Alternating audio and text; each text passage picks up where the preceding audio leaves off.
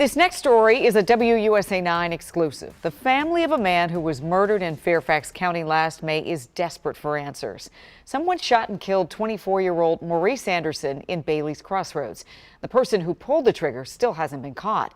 Tonight, our Katie Lesso caught up with some of his family members, and Katie, they really want justice. They truly do, and it's been almost 8 months. They're not only dealing with this huge loss, but they're living day to day with the fact that his killer is still out there. Tonight, police told me they know who pulled the trigger, but despite releasing his name and photo last spring, they still haven't found him. It's almost 8 months, and this man is still running the streets, and my son is not dead. Speaking to WUSA 9 Thursday night, Zartia says she wants justice for her 24-year-old son. She and several other family members did not want to appear on camera because her son's killer is still out there.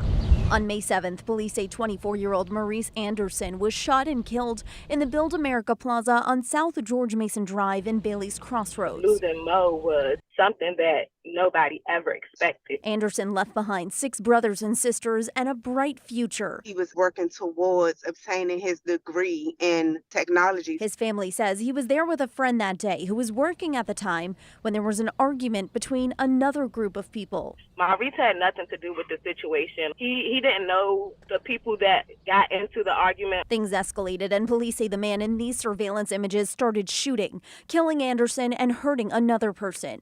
A week later, they identified him as Javon Antonio Reed of Maryland and have charged him with second-degree murder, but they still haven't been able to track him down. Somebody knows something out there.